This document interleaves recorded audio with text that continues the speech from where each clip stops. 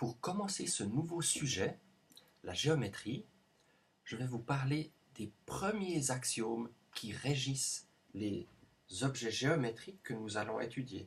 Et pour l'instant, ce sera assez pauvre et au fur et à mesure qu'on va imposer de nouvelles règles, cette géométrie va s'enrichir de nouvelles notions et de nouvelles possibilités. Pour aujourd'hui, la seule chose dont on a besoin, ce sont des points et des droites. On travaille dans un ensemble dont les objets s'appellent des points et certains points forment des droites. Alors il faut qu'on soit un peu plus précis et qu'on dise ce qu'on attend de ces points et de ces droites. Mais avant cela, un peu de vocabulaire. Quand un point P appartient à une droite, qui est un certain ensemble de points, on dit que la droite passe par P, ou encore que le point P est sur la droite D. On dit aussi que plusieurs points sont alignés ou collinaires s'ils appartiennent à la même droite. Le vocabulaire est assez imagé pour que ce soit clair ce qu'on veut dire, je pense. Alors, nous sommes prêts pour nos premiers axiomes. Ils sont au nombre de 3 et ce sont les axiomes de connexion, car ils disent comment les points sont connectés entre eux par des droites qui passent par ces points. Alors ces 3 axiomes, ce sont un peu des règles du jeu qu'on va pouvoir utiliser pour construire la suite et on ne peut pas les démontrer, ce sont des axiomes. Premier axiome de connexion, par 2 points passe une droite et une seule. Deuxième axiome de connexion, toute droite contient au moins 2 points. Il n'y a pas de droite avec un seul point, ça c'est interdit par les axiomes. Et puis enfin, il existe 3 points non collinaires, il existe 3 points qui ne sont pas alignés, et on impose cette règle pour être sûr de faire de la géométrie plane. On n'aimerait pas travailler sur une droite. On va voir un ou deux exemples, mais avant j'aimerais simplement énoncer le premier axiome de connexion de manière un peu différente, et c'est cette proposition: deux droites distinctes peuvent avoir au plus un point en commun. Alors, ça signifie que la figure suivante est impossible. Si j'ai 2 points P et Q, je ne peux pas avoir une droite D qui passe par P et Q et une autre droite qui passe par ces mêmes points. Si 2 droites passent par 2 points distincts, alors ces 2 droites sont les mêmes. Alors la preuve, c'est immédiat par le premier axiome de connexion que je vais noter C1. Puisque ce premier axiome dit par 2 points distincts passe une seule droite. Si on a 2 droites qui passent par 2 points distincts, ce sont forcément les mêmes. Alors passons à des exemples. Et comme je vous le disais, nos géométries, elles sont assez pauvres pour l'instant. Le premier exemple, c'est la plus petite géométrie de connexion. Et quand je dis géométrie de connexion, je veux dire une géométrie qui vérifie les 3 axiomes de connexion. Alors je vais l'écrire en termes ensemblistes et puis après on va l'illustrer de manière plus géométrique, plus graphique. Ma géométrie, elle est donnée par un ensemble de points et il n'y en a que 3. Dans ma géométrie, il y a 3 points. Quelles sont les droites? Les droites sont au nombre de 3 également. J'ai une droite qui est formée par les points AB, une autre droite par les points AC et une dernière par les points BC. Ça, ce sont les droites. 3 points, 3 droites, et c'est tout. Avant de parler des axiomes, on va peut-être la dessiner, cette géométrie. Voilà un point A, un point B et un point C. Ça, ce sont les points. Il n'y en a pas d'autres. Quelles sont les droites?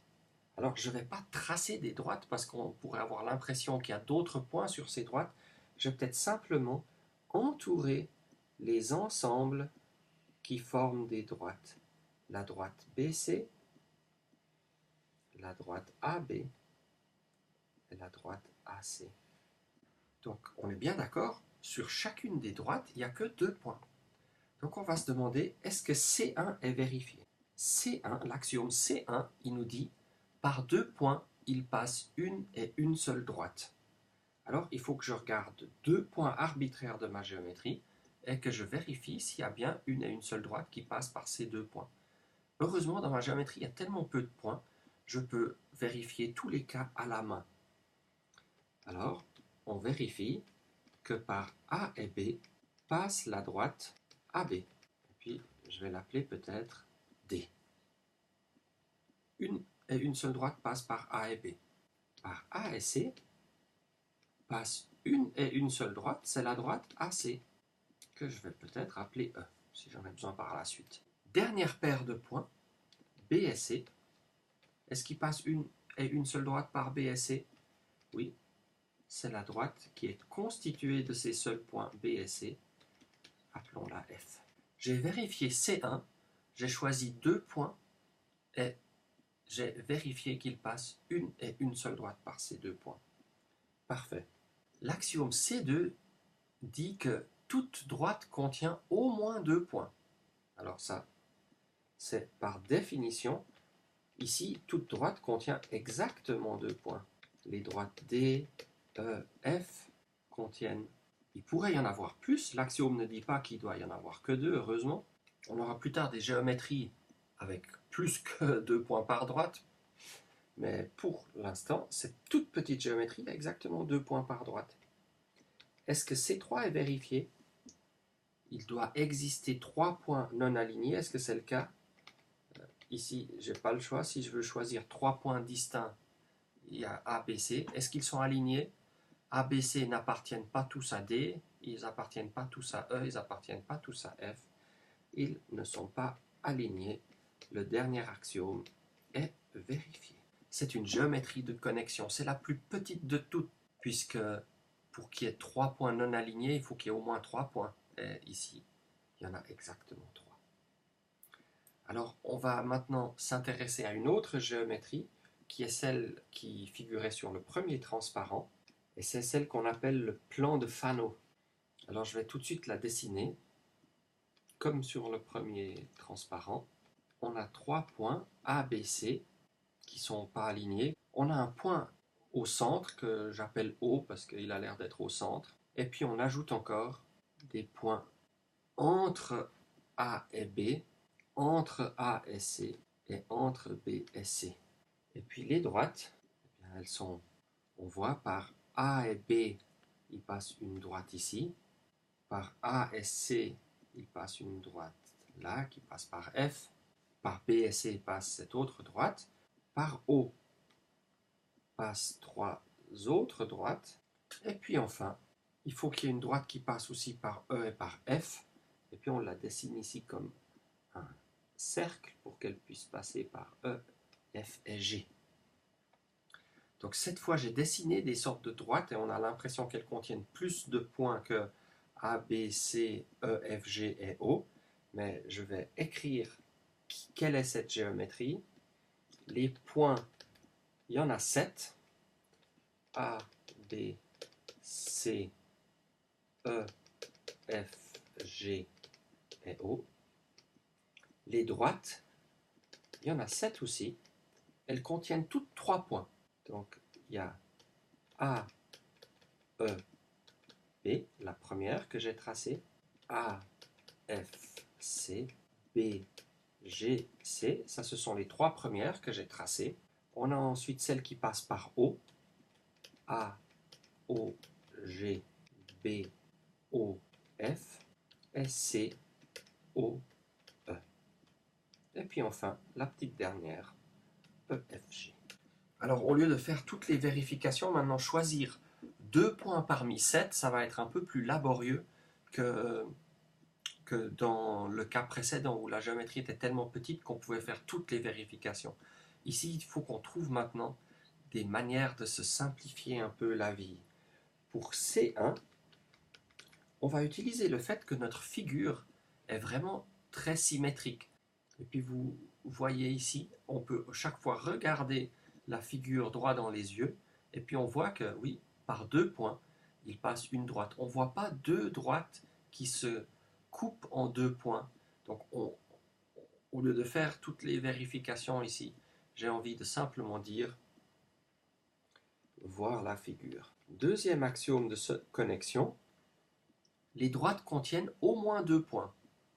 Alors, ok, les droites contiennent en fait 3 points chacune. Donc C2 est vérifié. C3, il doit exister 3 points non alignés. Alors là, il y en a beaucoup qui ne sont pas alignés. Il n'y a pas que A, B, C. Il y a aussi O, E et F qui ne sont pas alignés. Et voilà, on a maintenant 2 géométries de connexion dans la poche. Par la suite, bien sûr, on aimerait enrichir cette notion de géométrie. On aimerait pouvoir parler de distance. On aimerait pouvoir dire que E est entre A et B. Ici, dans cette géométrie, c'est difficile de dire est-ce que F est entre E et G ou est-ce que G est entre E et F. On n'a pas ces notions de segment ici. On n'a pas de notion de distance.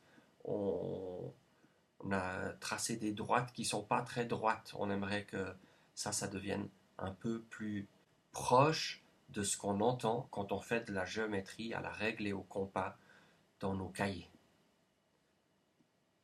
Voilà, à bientôt.